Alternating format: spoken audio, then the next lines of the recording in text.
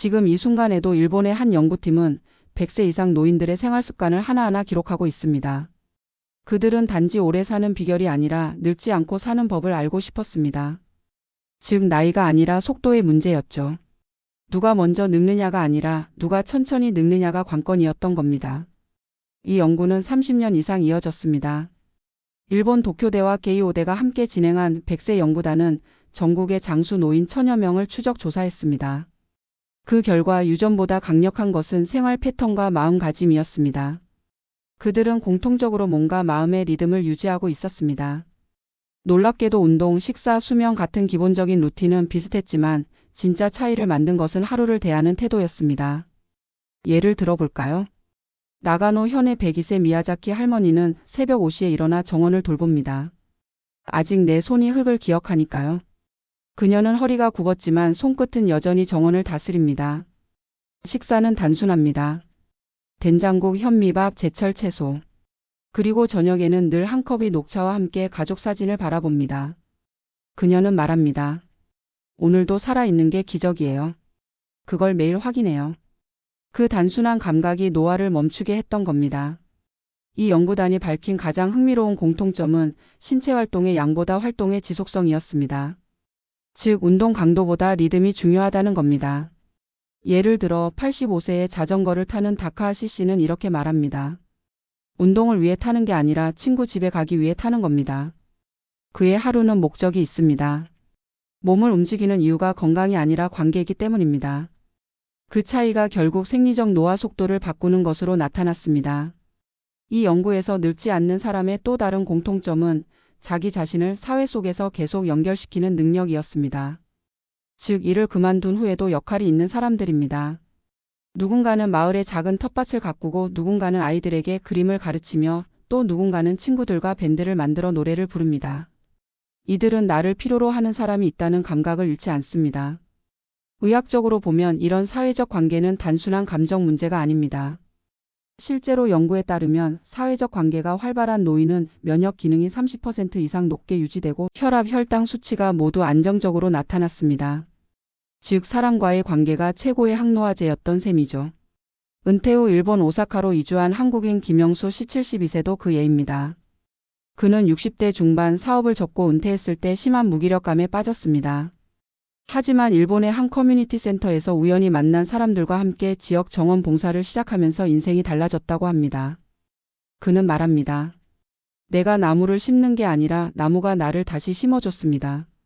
손에 흙을 묻히고 계절의 변화를 느끼며 사람들과 웃는 시간이 늘어나자 자연스럽게 혈압약을 줄일 수 있었습니다. 그의 건강 변화는 단순한 우연이 아니었습니다. 그는 자신을 다시 세계 속에 참여시키는 법을 배운 것입니다. 100세 연구단은 결론적으로 이렇게 말합니다. 노화의 핵심은 세포의 문제이기 전에 관계의 문제다. 즉 세포를 움직이는 것은 호르몬이고 호르몬은 감정에 의해 조절됩니다. 우울하고 고립된 노년은 세포의 노화를 앞당기고 활기 있고 연결된 노년은 세포를 젊게 유지시킵니다. 그래서 늙지 않는 사람의 공통점은 결국 살아있다는 감각을 매일 회복하는 사람이었습니다. 이제 질문해 봅시다. 은퇴 후 우리의 하루는 어떤 리듬으로 흘러가고 있나요? 아침에 눈을 뜨면 누군가와 대화를 나누나요? 점심을 먹을 때 세상을 느낄 만한 일이 있나요? 잠들기 전 오늘 하루를 감사할 만한 이유가 있나요? 그 세 가지가 있다면 이미 늙지 않는 길 위에 서 있는 겁니다. 물론 현실은 쉽지 않습니다. 은퇴 후 혼자 있는 시간이 많아지고 일상이 무너지는 순간 마음의 속도도 급격히 떨어집니다. 하지만 늙지 않기 위해 필요한 건 거창한 운동이나 비싼 건강식이 아닙니다. 하루에 한 번 몸과 마음이 깨어나는 리듬을 되찾는 일. 그게 전부입니다. 산책을 하거나 커피 한 잔을 마시거나 누군가에게 전화를 걸거나 그 작은 행동들이 세포의 리듬을 조율합니다. 이 연구는 결국 우리에게 이렇게 말합니다. 늙지 않는다는 건 계속 살아있다는 걸 증명하는 일이다. 그리고 그 증명은 매일 새벽에 열리는 것입니다. 일본의 100세 노인들은 새벽 공기를 마시며 하루를 시작합니다. 그들은 오늘도 움직일 수 있다는 사실을 감사하며 몸의 리듬과 마음의 리듬을 일치시킵니다. 결국 오래 사는 것보다 중요한 건 살아있는 시간의 질입니다. 나이를 늦추는 게 아니라 시간을 깊게 사는 것입니다. 그래서 100세 연구단은 이런 결론을 남겼습니다. 늙지 않는 사람은 여전히 무언가를 배우는 사람이다. 그 배우는 과정이 뇌를 자극하고 세포를 다시 활성화시킵니다.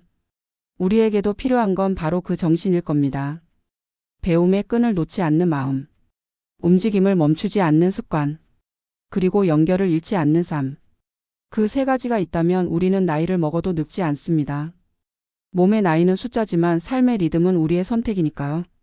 마지막으로 일본 백세 연구단의 한 노학자가 남긴 말을 인용하며 마무리하겠습니다. 늙음은 병이 아니다. 멈춤이 병이다. 오늘도 잠시라도 멈추지 말고 당신의 리듬을 찾아보세요. 그 리듬이야말로 진짜 젊음의 시작이니까요. 일본의 백세 연구단이 지난 수십 년간 밝혀낸 사실은 단순히 오래 사는 법이 아니었다. 그들이 집중한 것은 인간이 어떻게 하면 늙지 않고 사는가였다. 같은 나이임에도 어떤 사람은 활기차고 어떤 사람은 이미 기력이 쇠한 이유를 찾기 위해 그들은 일본 전역의 장수 노인 1000명을 추적 조사했다. 그리고 결론은 의외로 단순했다. 늙지 않는 사람들은 유전적 특질보다 삶을 대하는 리듬이 달랐다. 그들은 하루를 설계하듯 살고 있었다. 아침에 공기를 마시며 일어나고 식탁에 앉아 천천히 음식을 음미하고 저녁에는 하루의 의미를 되새기며 잠드는 단순한 루틴 속에 그들의 젊음이 있었다. 신체적으로는 큰 운동을 하지 않아도 하루의 일정한 활동 리듬을 유지하는 것이 공통적이었다. 연구단은 이를 생활 리듬 일치 현상이라고 불렀다. 몸이 자연의 리듬과 조화를 이루면 세포의 노화 속도가 늦춰진다는 것이다. 예를 들어 나가노 현의 102세 미야자키 할머니는 여전히 매일 정원에 나가 손으로 흙을 만진다. 내 손이 흙을 기억하니까요 라는 그녀의 말은 상징적이다. 흙을 만지는 그 행위가 단순한 노동이 아니라 생명과의 교감이며 그것이 신체적 자극으로 이어져 그녀의 세포를 깨어있게 만든다. 식사는 간소하다. 현미밥, 된장국, 제철 채소와 녹차. 하지만 그녀는 말한다. 오늘도 밥맛이 있다는 건 살아있다는 증거예요. 이 감각이 바로 늙지 않는 사람들의 공통점이다. 그들은 매일 사소한 일상 속에서 살아있음을 확인한다. 연구팀은 또한 장수 노인들이 가진 심리적 특징에 주목했다. 그들은 대부분 자기 자신을 사회 속에서 연결된 존재로 인식하고 있었다. 어떤 이는 마을의 텃밭을 돌보고 어떤 이는 아이들에게 종이접기를 가르치고 또 다른 이는 친구들과 합창단을 만들어 노래를 부른다. 그들에게 중요한 것은 내가 아직 쓰이는 존재라는 감각이었다. 이 사회적 역할감이야말로 가장 강력한 항노화 요인으로 밝혀졌다.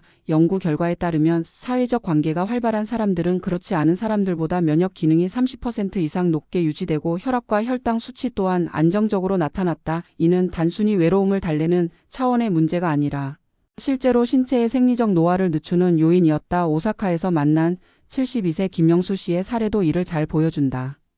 그는 은퇴 후 무기력증에 빠져 아무것도 하지 않던 시기에 건강이 급격히 악화되었다. 하지만 지역 커뮤니티에서 정원 봉사를 시작하면서 그의 삶은 완전히 달라졌다. 그는 말한다. 나무를 심은 게 아니라 나무가 나를 다시 심어줬어요. 이 말은 단순한 비유가 아니다. 손끝의 흙, 사람들의 웃음, 계절의 변화가 그의 몸을 다시 리듬 속에 넣어주었다. 그 이후 그는 혈압약을 줄이고 잠도 깊게 자게 되었다. 늙지 않는다는 것은 결국 다시 세상과 연결되는 과정이었다. 백세 연구단의 핵심 결론은 분명했다. 노화는 세포의 문제이기 전에 관계의 문제다. 세포는 감정의 영향을 받는다. 우울과 고립은 세포의 수명을 단축시키고 활기와 연결은 세포를 젊게 만든다. 결국 늙지 않는 사람들의 공통점은 살아있다는 감각을 매일 회복하는 사람들이었다. 아침에 눈을 뜨면 햇살을 느끼고 점심에는 누군가와 대화를 나누고 잠들기 전 오늘 하루의 의미를 되새기는 그런 사람들이다. 늙지 않는다는 것은 거창한 노력이 아니라 하루를 온전히 사는 능력이다. 하지만 많은 은퇴자들은 그 리듬을 잃어버린다. 일에서 손을 놓자마자 삶의 속도가 급격히 느려지고 그 느려진 속도가 결국 몸의 리듬을 무너뜨린다. 아침에 일어날 이유가 없고 점심에는 텔레비전이 유일한 대화 상대가 되고 저녁에는 하루가 어떻게 흘렀는지조차 기억나지 않는다면 몸은 스스로의 필요성을 잊는다. 세포는 움직임이 없는 존재라고 판단할 때 가장 빨리 늙는다. 반대로 단 한 가지라도 의미 있는 움직임을 시작하면 몸은 즉시 반응한다. 그게 산책이든 독서든 작은 봉사든 상관없다. 중요한 건 리듬을 다시 세우는 일이다. 일본의 한 노학자는 말했다. 늙음은 병이 아니다. 멈춤이 병이다. 이 말은 과학적 사실이기도 하다.